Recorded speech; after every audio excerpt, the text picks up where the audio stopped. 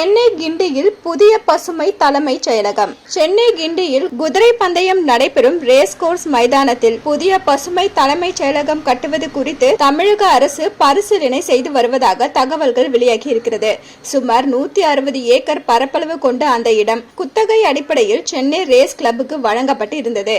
730 கோடி ரூபாய் வாடகை பாக்கி அடிப்படையில் அதனை கையகப்படுத்த முடிவு செய்துள்ளதாம். சென்னை கிண்டியில் வேளச்சேரி சாலையில் ரேஸ்கோர்ஸ் மைதானம் என்பது உலக புகழ் பெற்றது.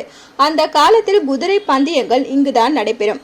கவர்னர் மாளிகையின் மேற்கு நுழைவாயிலுக்கு எதிரே உள்ள பகுதியில் அமைந்துள்ள குதிரை பந்தய மைதானம் மொத்தம் 160 ஏக்கர் பரப்பளவு கொண்ட இடமாகும். இந்த இடம் தமிழக அரசுக்கு சொந்தமானது. குத்தகை அடிப்படையில் சென்னை ரேஸ் கிளப்புக்கு வழங்கப்பட்டுள்ளது.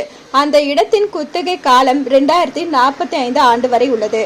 இந்த நிலையில் கிண்டி ரேஸ் கிளப் குத்தகை விதிமுறைகளை மீறியதாகவும் பல ஆண்டுகளாக சுமார் 730 கோடி ரூபாய் வாடகை பாக்கி வைத்திருப்பதாகவும் கூறி அந்த இடத்தை திரும்ப பெறும் நடவடிக்கையில் இறங்கியிருக்கிறது. அதற்காக செப்டம்பர் 1ஆம் தேதி ரேஸ் கிளப் சீல் வைக்கப்பட்டது. ஆனால் நீதிமன்ற உத்தரவு காரணமாக தற்போது அந்த நடவடிக்கை தற்காலிகமாக நிறுத்தி வைக்கப்பட்டிருக்கிறது. எனினும் இன்னும் சில தினங்களில் கிண்டி மைதானம் முழுமையாக தமிழக அரசின் கட்டுப்பாட்டில் வந்துவிடும். தமிழக அரசு மீட்டுள்ள கிண்டி குதிரை பந்தய மைதானத்தில் புதிய பசுமை தலைமைச் செயலகம் கட்ட திட்டமிட்டு வருவதாக தகவல்கள் வெளியாகியுள்ளது.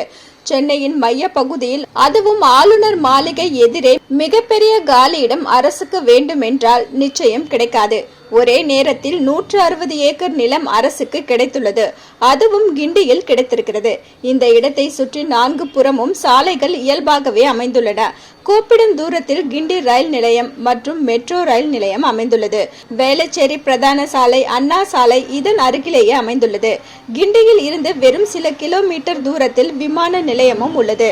எனவே குதிரை பந்தய மைதானத்தில் தலைமைச் செயலகம் கட்டினால் பல ஆண்டுகளுக்கு அது நிலைத்திருக்கும் என்பதுடன் இட நெருக்கடியும் ஏற்பட வாய்ப்பில்லை. எனவேதான் தலைமைச் செயலகம் அமைப்பதற்கான திட்டத்தை செயல்படுத்த தமிழக அரசு முழு அளவில் தயாராகி வருகிறதாம். எனினும் பல்வேறு ஆய்வுகளை செய்த பின் தான் அதிகாரப்பூர்வமான தலைமைச் செயலகம் கட்டும் அறிவிப்பை தமிழக அரசு வெளியிடக்கூடும் என்கிறார்கள். முன்னதாக முன்னாள் முதல்வர் கருணாநிதி ஆட்சி காலத்தில் ஏற்கனவே கட்டப்பட்ட தலைமைச் செயலகம் 2011ஆம் ஆண்டு முன்னாள் முதல்வர் ஜெயலலிதாவின் ஆட்சியின் போது மருத்துவமனையாக மாற்றப்பட்டது. 2021இல் மீண்டும் திமுக ஆட்சிக்கு வந்தபோது முதல்வர் ஸ்டாலின் தலைமைச் செயலகம் குறித்து எந்த முடிவும் எடுக்கவில்லை. என்ன வியூவர்ஸ், இது போல பல இன்ட்ரெஸ்டிங்கான நியூஸை தெரிஞ்சுக்கணுமா?